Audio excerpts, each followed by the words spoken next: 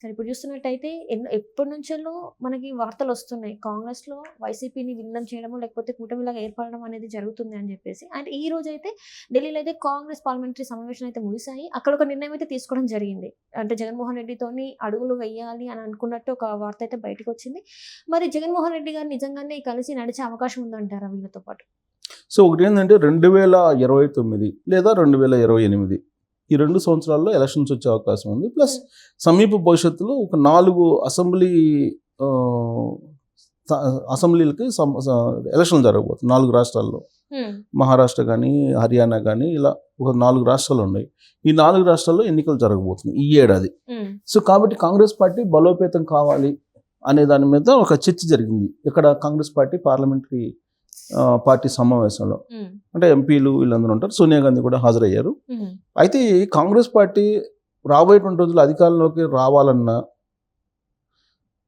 లేదు సమీప భవిష్యత్తులో వచ్చే 4 రాష్ట్రాల అసెంబ్లీ ఎన్నికల్లో హవా కొనసాగించాలన్నా ఖచ్చితంగా ప్రాంతీయ పార్టీలతోటి కలిసి వెళ్ళాలి అనేది కాంగ్రెస్ పార్టీ ఒక నిర్ణయం తీసుకుంది. ఆయా రాష్ట్రాల్లో ఉండేటువంటి ప్రాంతీయ పార్టీలతోటి. ఇది ఇప్పుడు కాదు, అసలు ఈ ఈక్వేషన్ వాళ్ళు తీసుకుంది 2024 ఎన్నికల ముందే సోనియా గాంధీ తోటి ప్రశాంత్ కిషోర్ కలిశారు. కలిసినటువంటి సందర్భంగా ఆయన ఒక పవర్ పాయింట్ ప్రజెంటేషన్ ఇచ్చారు.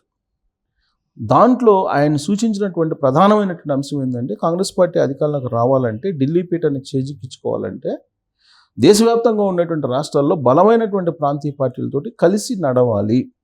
అప్పుడే కాంగ్రెస్ పార్టీ ఢిల్లీ పీఠాన్ని అందుకోగలదు అనేటువంటి ఒక సలహా సూచన ఇచ్చారు ఆయన. ఆ ఇచ్చిన సందర్భంగా సోనియా గాంధీ కూడా దాన్ని ఇంప్లిమెంట్ చేయాలనేటువంటి ప్రయత్నం చేశారు. ప్రయత్నం చేసి దక్షిణ భారతదేశంలో బలమైనటువంటి ప్రాంతీయ పార్టీలు ఏమేమి ఉన్నాయి, వేటితోటి కలిసి వెళ్ళొచ్చు అనే దాని మీద అప్పట్లో చర్చ జరిగినప్పుడు తెలంగాణలోనేమో బీఆర్ఎస్ పార్టీతోటి, ఆంధ్రప్రదేశ్లోనేమో వైఎస్ఆర్ కాంగ్రెస్ పార్టీతోటి కలిసి వెళ్తే బాగుంటుంది అనేటువంటి ఒక సూచన ప్రశాంత్ కిషోరే అప్పట్లో ఇచ్చారనేది న్యూస్ వచ్చింది. ఆ సందర్భంగా కాంగ్రెస్ పార్టీ, వైఎస్ఆర్ కాంగ్రెస్ పార్టీ, తల్లి కాంగ్రెస్ పిల్ల కాంగ్రెస్ కలిసిపోతున్నాయి అనేది అప్పట్లోనే వినిపించింది. ఇక్కడేమో బీఆర్ఎస్ పార్టీ అలాగే కాంగ్రెస్ పోటీ చేసినప్పటికీ విడివిడిగా ఒకవేళ అవసరమైతే ప్రభుత్వాన్ని ఏర్పాటు చేసేటువంటి విషయంలో ఆ 2 పార్టీలు కలిసి ప్రభుత్వాన్ని ఏర్పాటు చేస్తాయి అనేటువంటి విషయాన్ని అప్పట్లో కోమటిరెడ్డి వెంకటరెడ్డి అనేక సందర్భాల్లో చెప్పారు. అలాగే కాంగ్రెస్ పార్టీ సీనియర్లు అనేక మంది చెప్పారు ఎన్నికల ముందు, 2023 అసెంబ్లీ ఎన్నికల ముందు. సో కాబట్టి ప్రాంతీయ పార్టీలు కలుపుకొని పోవాలి అనేటువంటి ఒక ఆలోచన, అలాంటి ప్రయత్నం 2024 సాధారణ ఎన్నికలకు ముందే ఒకటి కాంగ్రెస్ పార్టీలో ఉంది. దాంట్లో భాగంగా అక్కడ ఎన్సీపీ శరద్ పవార్ తోటి కూడా మాట్లాడారు. ఎన్సీపీ మొదటి నుంచి కూడా కాంగ్రెస్ పార్టీ తోటి ఉంది. అలాగే శివసేన తోటి కలిసి పోవాలని చెప్పి ఆలోచించారు. అలాగే పశ్చిమ బెంగాల్లో తృణమూల్ కాంగ్రెస్ తోటి కలిసి వెళ్ళాలని చెప్పి అనుకున్నారు. ఉత్తరప్రదేశ్లోనేమో సమాజ్వాదీ పార్టీతో కలిసి వెళ్ళాలనుకున్నారు. పంజాబ్లోనేమో శిరోమణి అలా అకాలీదళ్ తోటి కలిసాలని, ఇట్లా రకరకాలుగా ప్రయత్నాలు చేశారు. కొన్ని చోట్ల సక్సెస్ అయింది. ఇప్పుడు ఉత్తరప్రదేశ్లో సమాజ్వాదీ పార్టీతో కలిసి వెళ్ళింది, అక్కడ సక్సెస్ అయ్యారు. చాలా వరకు బీజేపీ నష్టపోయింది అక్కడ. పశ్చిమ బెంగాల్లో సక్సెస్ కాలేదు. పశ్చిమ బెంగాల్లో తృణమూల్ కాంగ్రెస్ వేరుగా పోటీ చేసింది, కాంగ్రెస్ పార్టీతో కలవలేదు. అలాగే తెలంగాణలో కుదరలేదు, ఆంధ్రప్రదేశ్లో కుదరలేదు. తమిళనాడులో ఏమైంది, డిఎంకే తోటి కలిసి కాంగ్రెస్ పార్టీ ఉంది. కేరళలో ఏమైంది, కమ్యూనిస్ట్ పార్టీతో కాంగ్రెస్ పార్టీ ఉంది. సో ఎక్కడైతే ప్రాంతీయ పార్టీలతో బలమైనటువంటి పార్టీలతోటి కలిసి పోటీ చేసిందో అక్కడ కాంగ్రెస్ పార్టీ సక్సెస్ అయింది. సో కాబట్టి రాబోయేటువంటి రోజుల్లో ఇదే ఫార్ములాని అనుసరిస్తే తప్ప కాంగ్రెస్ పార్టీ ఢిల్లీ పీఠాన్ని అందుకునేటువంటి పరిస్థితి లేదు.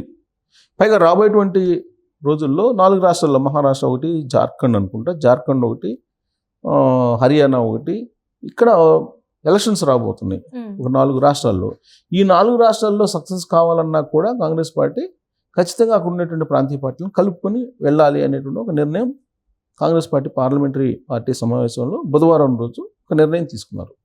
దాంట్లో భాగంగా ఆంధ్రప్రదేశ్లో ఏం చేయాలి, దక్షిణ భారతదేశంలో కాంగ్రెస్ పార్టీ బలంగా ఉంది అనేది వాళ్ళ అభిప్రాయం.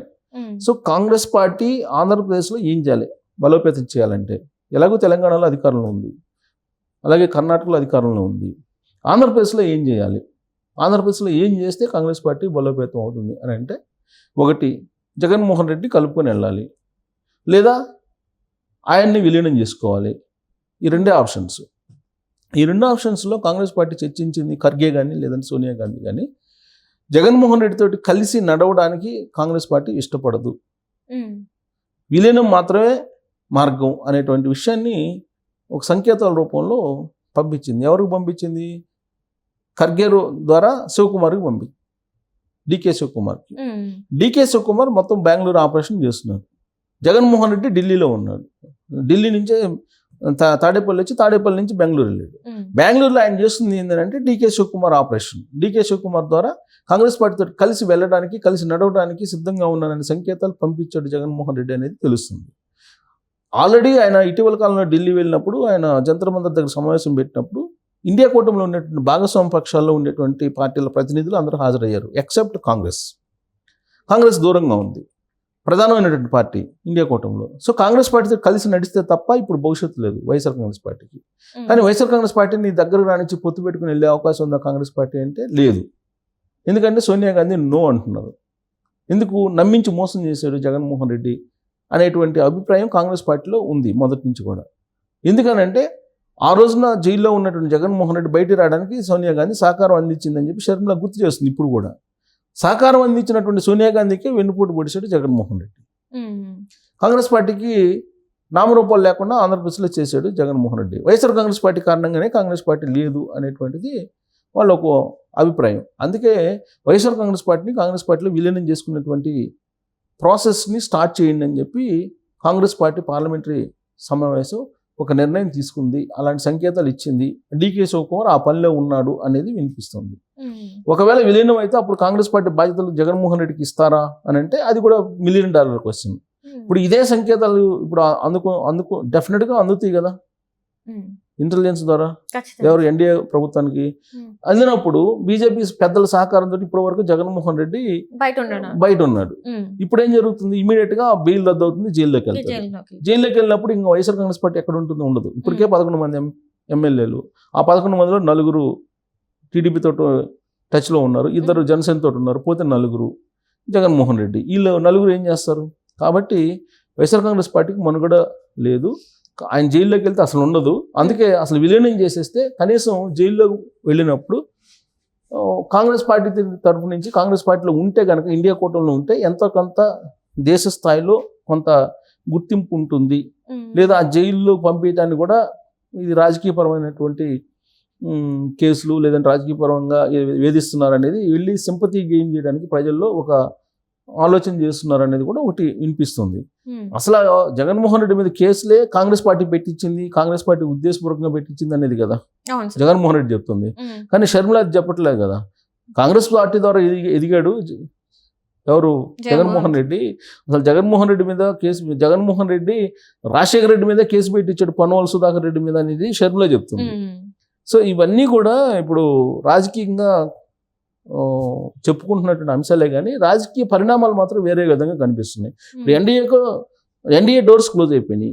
జగన్మోహన్ రెడ్డికి ఉండేది ఒకే ఒక డోర్, అది ఇండియా కూటమి డోరు. కాబట్టి జగన్మోహన్ రెడ్డి అటు వెళ్తాడంటే పొత్తు పెట్టుకొని కలిసి నడవడానికి కాంగ్రెస్ పార్టీ సిద్ధంగా లేదు.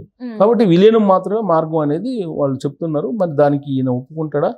మరి బెంగళూరులో ఉన్నటువంటి జగన్మోహన్ రెడ్డి ఎలాంటి నిర్ణయం తీసుకుంటాడా అనేది మాత్రం ఆసక్తికరమైన అంశము.